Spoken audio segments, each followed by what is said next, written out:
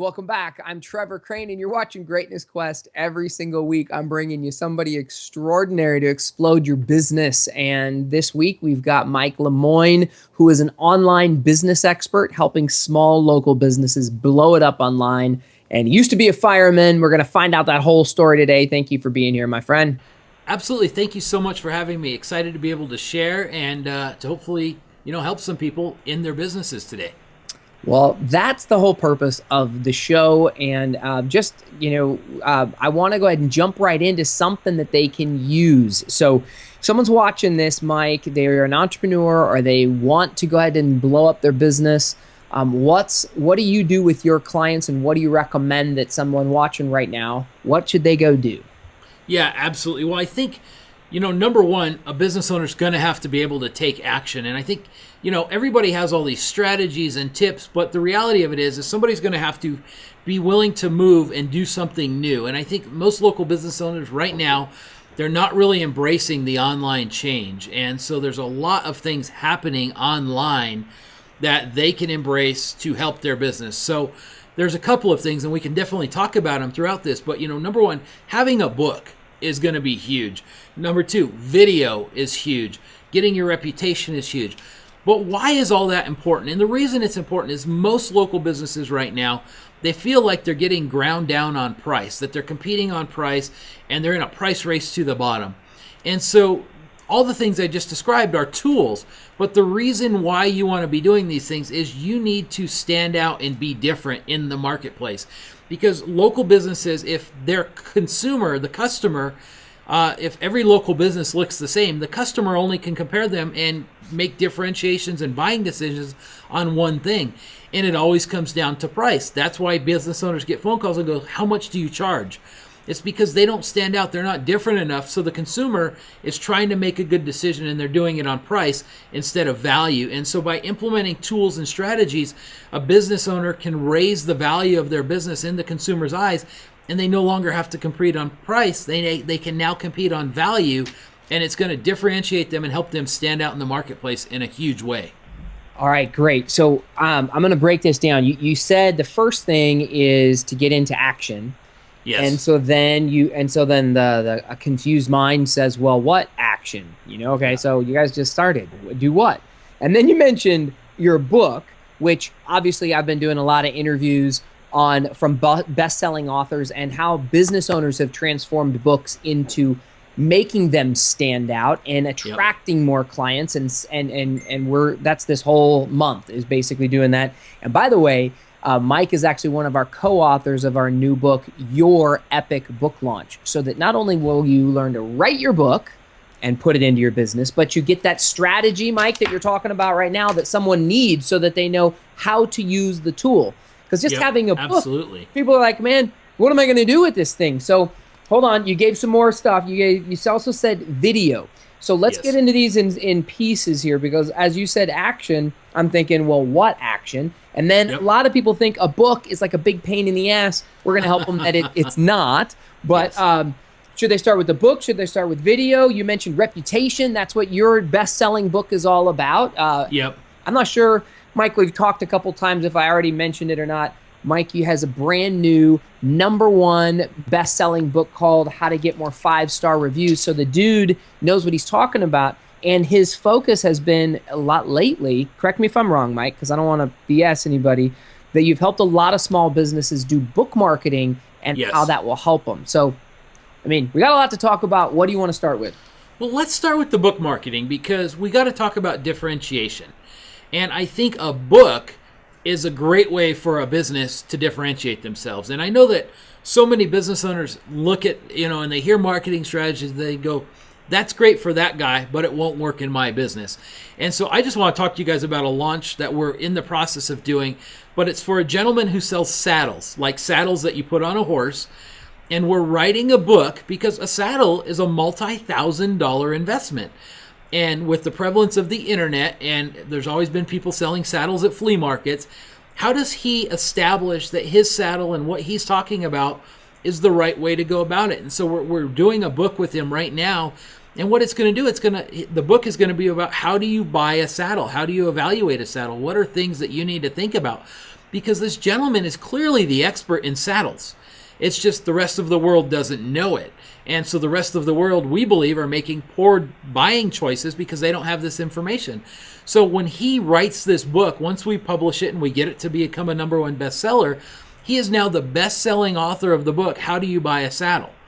And because of that, when he's helping people and trying to help them into a saddle, he now is the expert. He's the trusted authority.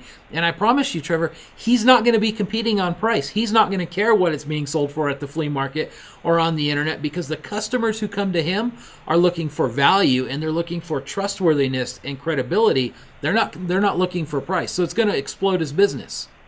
I love it. And you mentioned this, and we use this language oftentimes because we're in the same business where we're trying to help a business blow up, like where they're going to go from where they are if they're beginning or if they're in business for a long time. But you mentioned the book will give them trust because they can give it away at a low fee or no fee to their client. They can go ahead and it immediately establishes their authority on subject matter. In this case, there's the strategy behind the book that this is how do you buy a saddle as they're considering buying a saddle. Phenomenal. And then it establishes credibility over the next guy that's selling it at a flea market out of the back of his truck or selling from someone you don't have a relationship with online.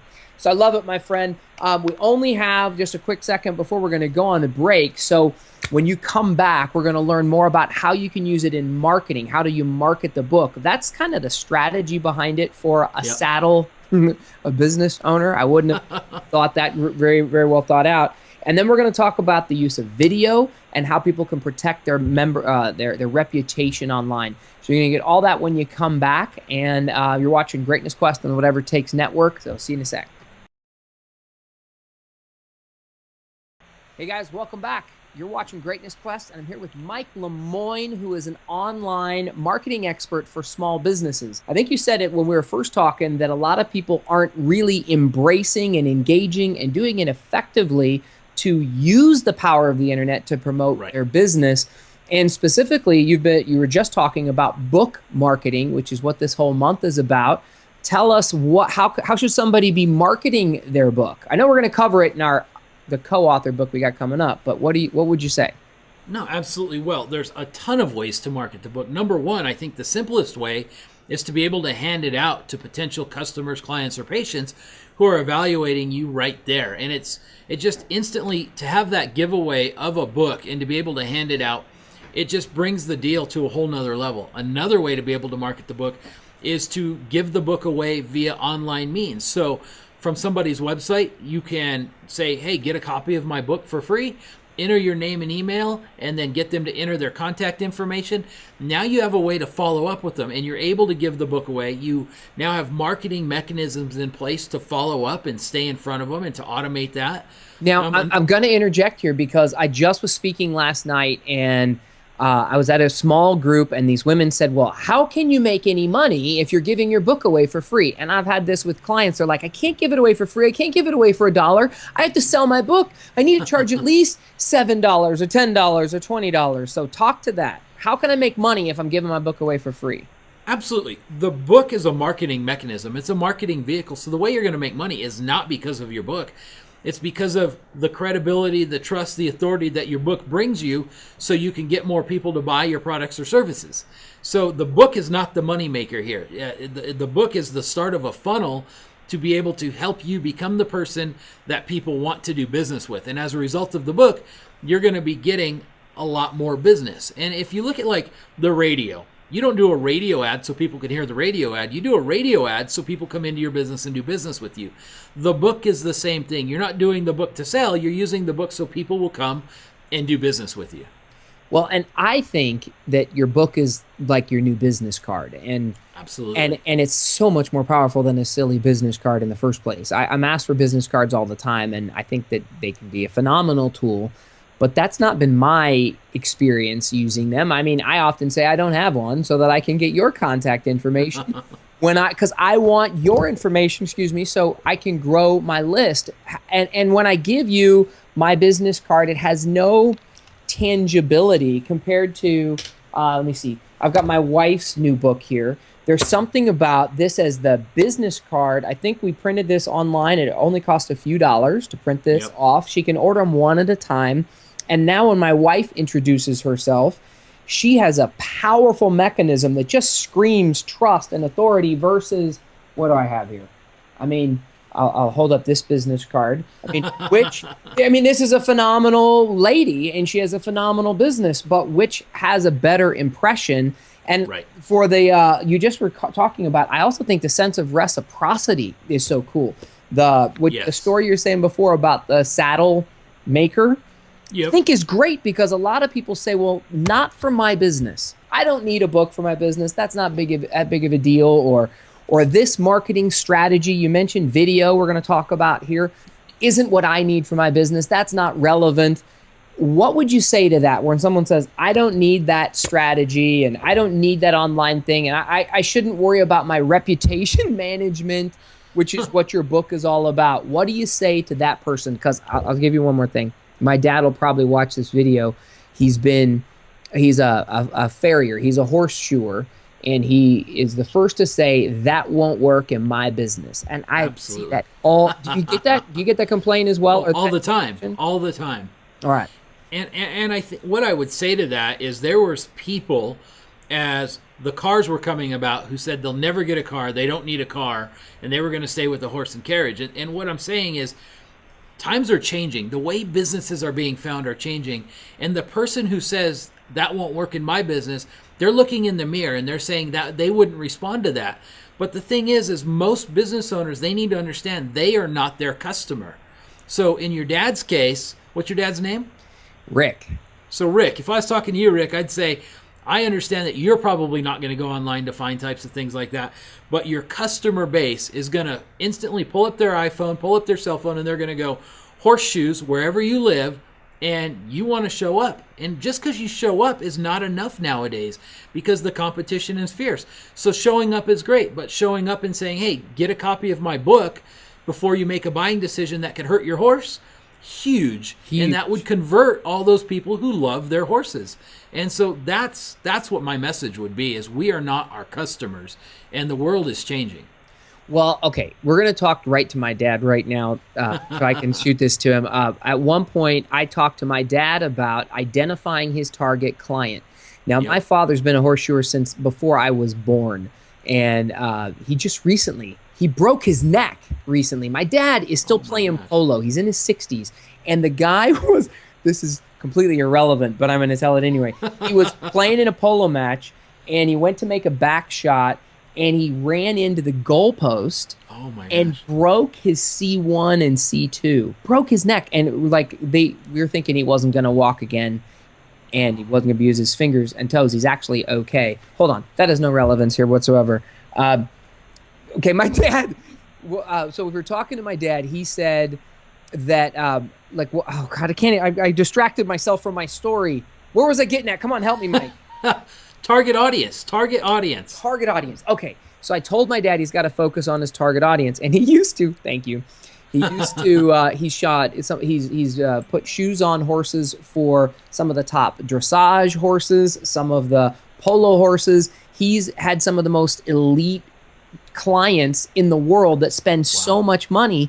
Now he's like, you know what, Trevor? I don't care about all that. I want a backyard horse that's just ridden by the family. I want to be a backyard horseshoer. I don't need to be the best when it comes to branding. I don't want that all anymore.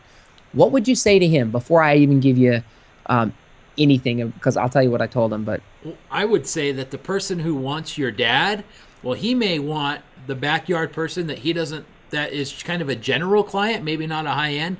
But the type of person who is going to own a horse that's a family horse, they want to hire the absolute best horseshoer because their kids are going to be on that horse. They're going to be on that horse. They can't afford the vet bills if it's done wrong. So they want the expert. So whether your dad wants to do the high end or kind of the general, the people who are buying horseshoeing and farrieing, they want the best. And so your dad needs to establish himself as the best, or he's not going to get those types of jobs that he wants. Okay, so I told him to say he was the world's greatest backyard horseshoer because people Yep. want to know they have that quality. All right, so we're going to take a quick break. You're going to learn more about these other strategies to differentiate yourself so you stand out and don't blend in. You're watching Greatness Quest on the Whatever It Takes Network. Guys, welcome back. You're watching Greatness Quest. I'm here with Mike LeMoin, who's an online business expert for small business owners. We were just talking about my dad for like half that last section. And about how anybody can use these strategies. We talked about the strategy of having your book. Mike, talk to them about your book. I know that's a giveaway that we're going to have for everybody watching today, why they need it. Just be brief. Tell them why they should have your book, how to get more 5-star reviews, and why that matters to them. Yeah, absolutely. So the world is changing for business owners, and everything is being based on reputation and relationships now. And so my book teaches people how do you get more 5-star reviews, which is a very timely topic to not only why does that matter? Because I'm like, okay, I have a business. So my business, for example, I don't even know where there's a 5-star review, where I would get that. So Yeah. I'm complete. I do for my book. I do for what we do with reputation management on, Sure. That's really important because I know it shows up there. But where else would it show up for someone? Well, Google Plus, for a lot of local businesses, reviews can show up there. It depends on the industry. It depends on the niche. But even somebody could leave you a negative review on your book. You have other clients. You would never want a bad experience with a client for them to go over to Amazon and then put that bad experience on Amazon.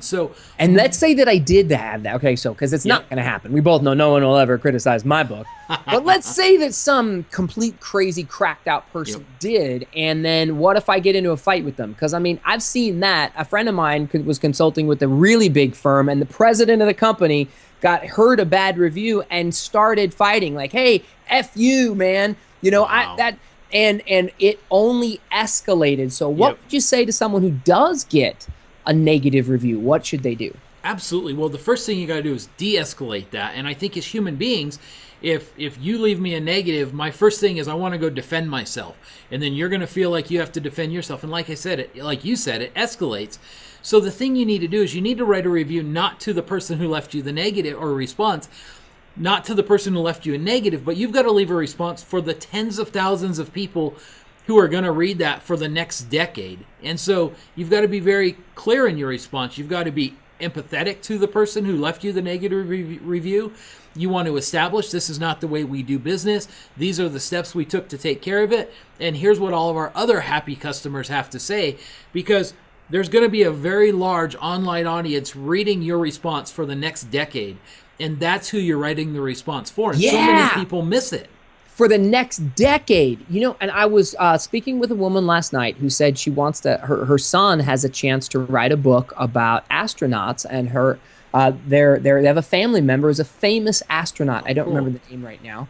And she wants him to do this. He's a freshman in high school, and she thought, what a great college boosting thing, because everybody does good on their SATs and whatever that, and they're sports and president of this and whatever. But she's like, wow, the chance to get him to write a best-selling book, how would that be? And I said, well, actually, no, that's not what she said. She said she wanted him to write a book, and I'm like, all right, but what about, so if he writes a book today and then 3, 4, 5 years from now he's applying for colleges or however that works, I'm like, what if you have it, like you have the book, I don't care whether you get it done and there's no reviews or negative reviews, or it's sitting there, and I'm like, there's so much strategy behind any of these techniques. We talked about video and books and different things people can do to stand out. What would you say to her or anybody, how can they protect their reputation online? I know what I told her, but talk to me. Absolutely. So I think the first thing you want to do is you want to own your own name as a domain, because if you don't want somebody else to own your name. The next thing you want to do is you got to be very, very careful about what you're doing on social media. I just read a stat that there's companies out there that other companies hire that they just go through and scour your social media before making hiring decisions. So what that individual is doing now, 3 or 4 years before they get into college, is going to matter when it's time to get into college, or it's going to matter when they're trying to get a job. And so many people aren't thinking this way. The next thing I would do is I would shoot some videos about myself so they would show up on YouTube, so they would show up in the search engines. So if somebody is looking for me, being a 13-year-old drunk, and that's what he posts or whatever. I mean, right.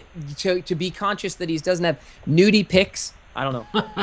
I think that would be ridiculous, but yeah. Okay. So great. So shoot video, own your domain name, be conscious of what you are putting on social media, and then let's go back to my dad for a second, or the saddle business owner, or you know, whoever's watching right now. It's really important to be conscious of not just the one video or the one book or the one whatever, but that when someone searches for you, I'm doing this all the time. If I look at, if I'm looking at options of more than one, I'm saying, okay, who's got the most reviews? My daughter is going to have her birthday soon. This is her. She's 7. She'll turn 8, and she's writing her own book. We had really great titles that we had planned for her for these inspirational books for kids, and she wants to. Her first book is called The 3 Kitty Ninjas. Not to be confused with The 3 Ninja Kitties, because that is not her book, just so you know. But she was looking on Fiverr because this is her book, her business, and she's doing it all herself. I mean, Daddy's helping. Sure. But we go on Fiverr to find out who is going to transcribe her book. She recorded the story of the 3 Kitty Ninjas into my phone. And she said, no, I'm not hiring that person. They've only got, you know, she's like, they don't have a 5-star review or whatever. Is it stars on Fiverr? Is it 5 stars? It is. Yep. Okay.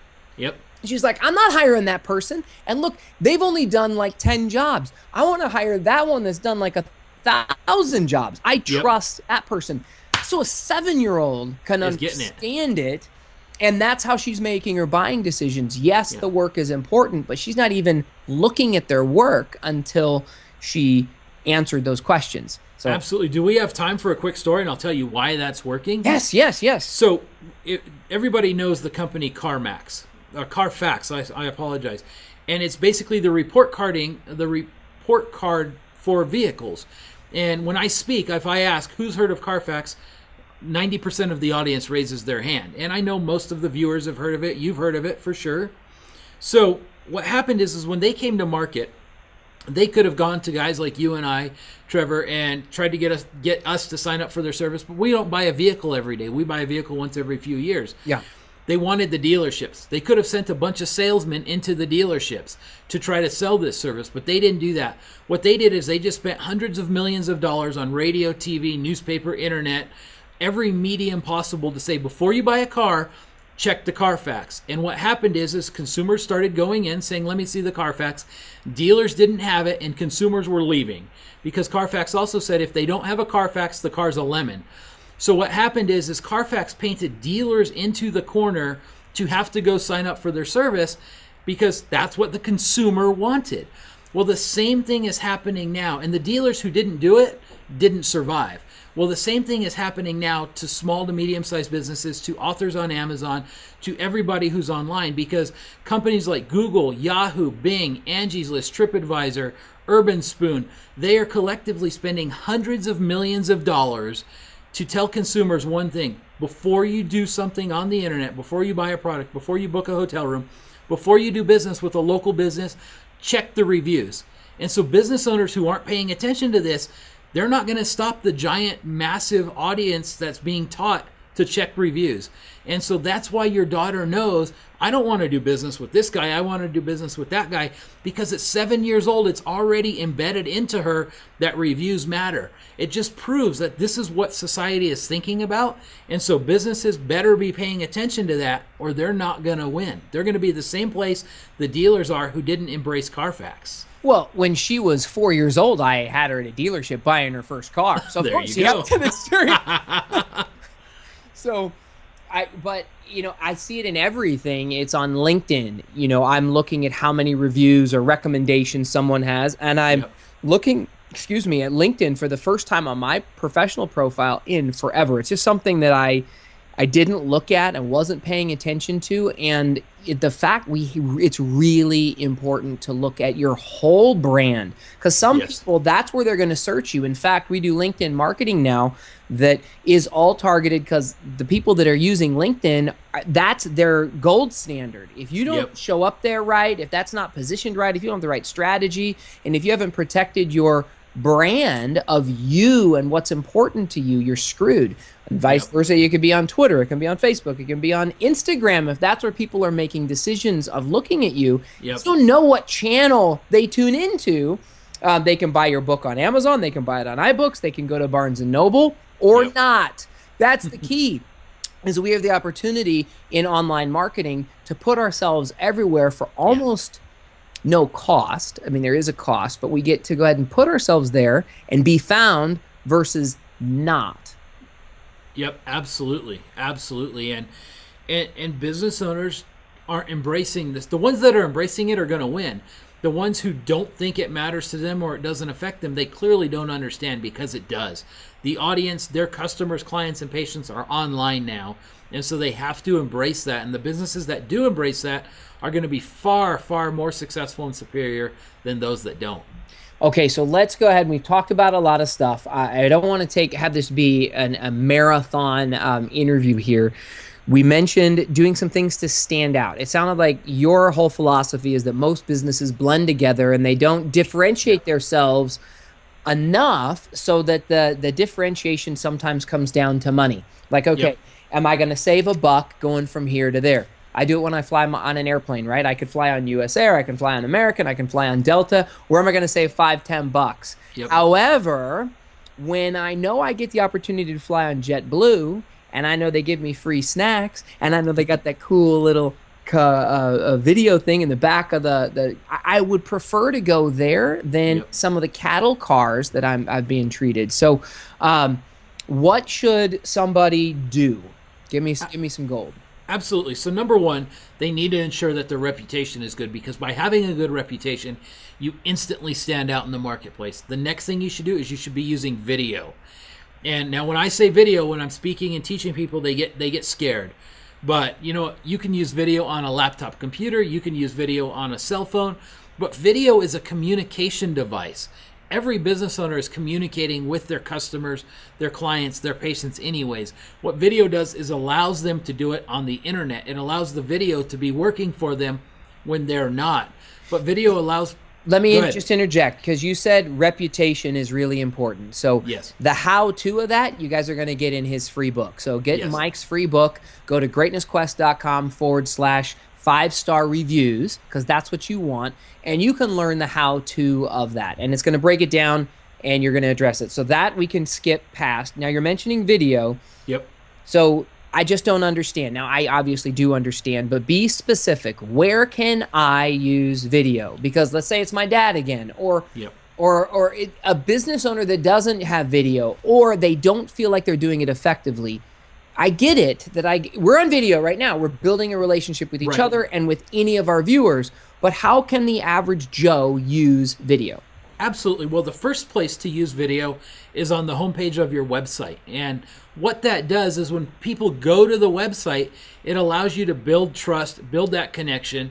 And people are looking for just a couple of things. And so here's the absolute perfect formula to use video. And to give credit where credit's due, it came from our friend Mike Koenig's, but we use this all the time. A video on a homepage should be, here's who I am, here's what I do, and here's why you should listen to me. And if a business owner shoots that very simple video and they tell a few stories around each of those points, they're going to endear the audience to them, and they're going to establish themselves as an expert. So many websites are static, where you go, you've got to search and dig through all this information. We're in a new world now, and so just by putting a video like that, a very simple video on the homepage, it will change your game. You're going to increase your conversions. You're going to get more phone calls, and you're going to increase your business. So that's the first step, the first place I would absolutely use video. Okay, so the 3 steps: who I am, what I do, and why you should work with me. Exactly. And they can actually hear, because a confused mind will say no and do nothing. So if Right.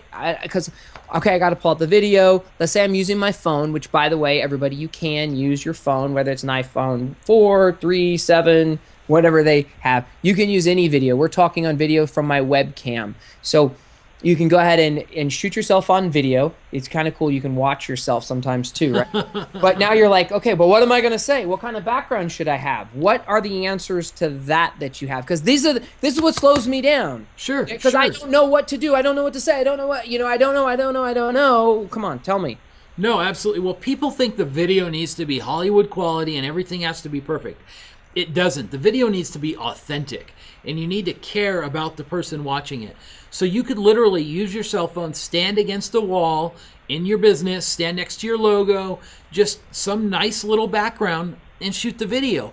Because people are not going to your website to see how good the video is. People are going to your website to get your service. Tell them about your first video. Yes, so my first video, because I came out and I go, look, if I'm going to be teaching people that they need to use video, I better have video. Mm-hmm. So I'm in my garage. I had bought a green screen because I thought, well, that's what you do when you do video. And I bought a green screen, and I literally took my computer and I tried to make this archaic teleprompter thing because I was so scared I didn't know what to say. So I finally figured that out. And I'm sitting in front of the camera, and it's not working. So you remember, this is not me now. This is me. Like you're panicking. Like, not working like, I cannot get the words to come out of my mouth, and they resemble off the screen. Language. Right. And I'm trying to just read them. But I'm like so nervous about what people are going to think of me. And I'm the guy who I want to teach business owners to do video. So I go, okay, I'm a firefighter because it's not me now. This is me several years ago. So I go, I know what I'm missing here. I'm missing beer. So I went and I opened a beer because I'm like, I need to relax myself. That's the problem. I need to get out of my own head. Well, I had one beer, and I'm like, well, this clearly have one beer. How many beers? Well, I had one beer to start, and then I tried again, and I go, clearly this isn't going to be enough beer. So I had another beer, and so after a couple of beers, I was able to relax a little bit, get my videos out, and I leave those online because if you go look at them now, they're still there. I gotta see them. Yeah. Can I say my YouTube? Yeah. Okay. Yeah. So youtube.com/Maverick Web Video, or you can go to our website, maverick-webmarketing.com, and of course it'll link you over there. But hold on. Give the domain again, maverick-webmarketing.com. And all you got to do is click on the YouTube icon, and it'll bring you right over to our YouTube channel. But if you go to the very last video, you'll have to go through hundreds of them because we do a daily web TV show now. We're doing all kinds of stuff. But you'll see me in my garage in a yellow shirt with a red face, and I'm not as good on video as I am now. Let's just say that. But, the lesson there, and the reason I leave those up, despite all the people who take those down, it's going to hurt you. No, because I started. Yeah. And I've been able to help my business because of it. And so the person who's sitting there going, I can't do this, let me tell you, yes, you can. I did. Go watch that video. But it will help your business, and it'll help your customers in making a buying decision. Well, let's talk about one last thing, and this is about taking action and getting started when you're doing something less than perfect. And I gave a talk last night, and I said it's not about perfection, it's about action. Yep. And then I went on to say something else, and the gals were writing it down, so I'll say that again. It's not about perfection, it's about action. And Mike, you've told me this story before, but be brief and share with us. You made a transition from being a fireman to a very successful online marketer, and specifically working with small businesses, helping them, all the stuff we've been talking about. You've got your successful books, you've been helping all that. How do you go from fireman to this? Because that's a confusing gap. And okay, go ahead. No, absolutely. Well, I was one of the youngest paramedics in the state. And so when you're young in that industry, they put you with the veterans because you have a lot of knowledge, but you haven't applied that knowledge. And so in that industry, as a result, once you've done your checks and you've run your calls and you have downtime, because you live there, you could eat, sleep, play video games, do that type of stuff. And I'm 20 years old, and I go, I don't want to do this. So the only outlet I had was the internet. So I started selling on eBay. So you didn't want to sit there and play video games all day with all the other fire guys. Okay, got it. Okay. Yeah. I wanted to, do something else. And but you couldn't go be a doctor. Because they might call, right? Okay. Yeah. So it was the internet that I basically turned to, and I go, how do I make money? So I knew of eBay, and I started selling on eBay and kind of learning about eBay, and I learned how to, get people off of eBay. And then I realized I needed a website. So I kind of taught myself how to build websites, because this is just in my downtime. And over time, as I was doing this, business owners that I knew and who I was talking to, they're like, hey, can you help me? And I go, look, no, I'm just doing this thing on the side. They're like, no, help me. You can't do any worse than we've already done. We've been taken, people have taken advantage of us. So I started using some of the things that I was learning, some copywriting skills, some, how to market on the internet for their business. And we started having success. And as a result, more friends were going, hey, can you kind of help? And so I got the idea of like, let's turn this into a business and be able to help people do that. So then I got to the point of, okay, I have a business. What do I do to get customers? Because I already had exhausted the few friends and family that had businesses. And so I took what I had learned and what I was learning, and I put a video on the internet, and I got it ranked. I got a web page ranked in Google in an industry, and I shot a video to all the house painters, because it was a house painting industry. Yeah, and that's a hot industry right there. House painting. I know what I'm going to do. I'm going to target house painters. All right, go ahead. It was just a random thing. Yeah. But I shot a video, and I go, hey, my name's Mike. I'm a paramedic and a firefighter. I don't want to be a house painter, but currently I have a video ranking, and I'm getting leads each and every day for people who want their house painted. And I'm looking to partner with somebody, because I want to do something with these. I'm only going to work with one person on this. And I sent that out to all the house painters, and somebody hired me for $5,000 at the time, which was more than I was making at the fire department, to do their marketing. And so that's how I got my first client. My first non-friend client came as a result of that strategy.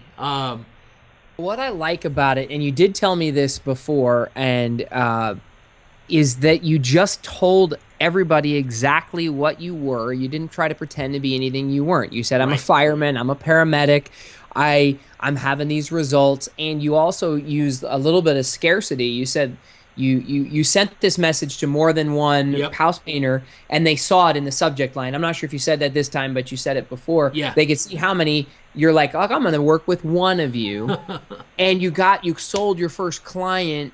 And I just think it's brilliant, because a lot of people think they need to be posers. They need to fake it till you make it. And I love that you didn't in this case. And I think my daughter's book, for example, which I'm still gonna, The Three Kitty Ninjas, pretty awesome.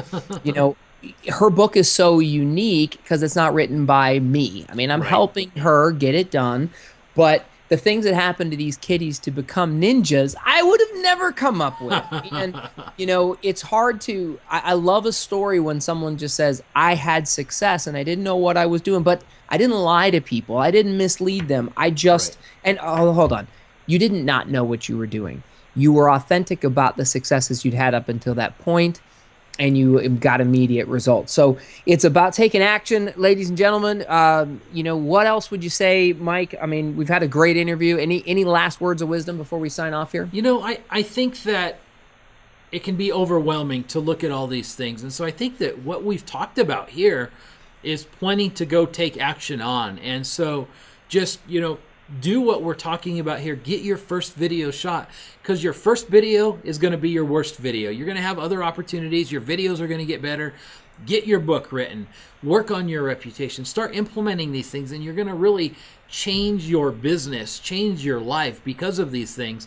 And you just have to start. So I'd leave it at that. I think that's great. So they can choose video. They can choose get your book done. They can choose house painters are really hot online targeted audience. All right. Great having you here. Every single week, I'm going to bring you someone extraordinary like Mike. And I'm not sure if we talked about it or not, but we're co-authoring our book. Did I mention it? We've talked so much today. Briefly. Okay. So our new book that we're co-authoring together is about your epic book launch. So that we're going to talk to you about how you write it, how you can promote it, how you can use different strategies to make it really get the result you want, whether it's money, clients, trust, authority, credibility. or to go to get college. We're going to go ahead and talk about those details. And in that program, on the back of that book, we've got details that'll help you do it, because we'll teach you how to do it. You can work with me or Mike or anybody on our team to show you how to do it. They'll do it with you, hold your hand, like, here, let's do it together. And then we also have done for you services where, you can just say, hey, change the oil in my car, or write that book for me, and you can get it done. That's how the big boys do it. So, Yep.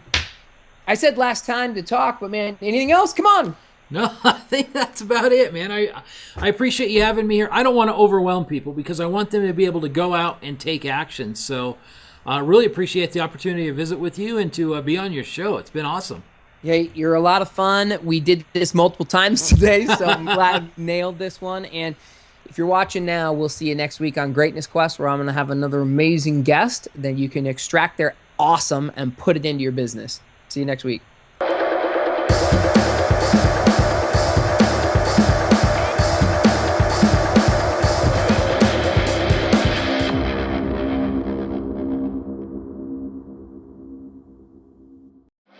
Greatness Quest is also available for download on iTunes and Stitcher. See the link in the description below.